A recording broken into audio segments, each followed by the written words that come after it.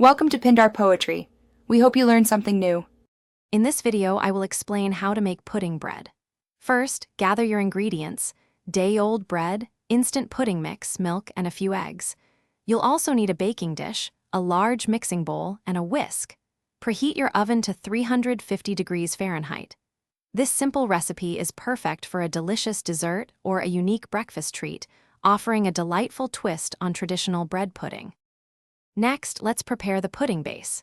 In your large mixing bowl, whisk the instant pudding mix with the milk until it's completely smooth and lump-free. In a separate small bowl, lightly beat 2 large eggs. Gently fold these beaten eggs into your pudding mixture. Now is also a great time to stir in any extra flavorings, like 1 teaspoon of vanilla extract or a pinch of ground cinnamon for added warmth. Now it's time to assemble our pudding bread. Take your day-old bread and cut it into 1-inch cubes. This size ensures the bread absorbs the pudding mixture beautifully.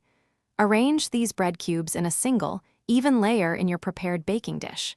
Then, carefully pour the entire pudding mixture over the bread, making sure every piece is well coated. Let it sit for 10 minutes to soak. Finally, it's time to bake your delicious creation.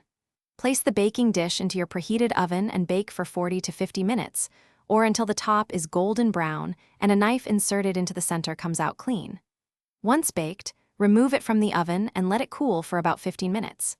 Serve your warm pudding bread with a dusting of powdered sugar, a scoop of ice cream, or fresh berries for a delightful treat. Thanks for watching. Consider subscribing if we helped you.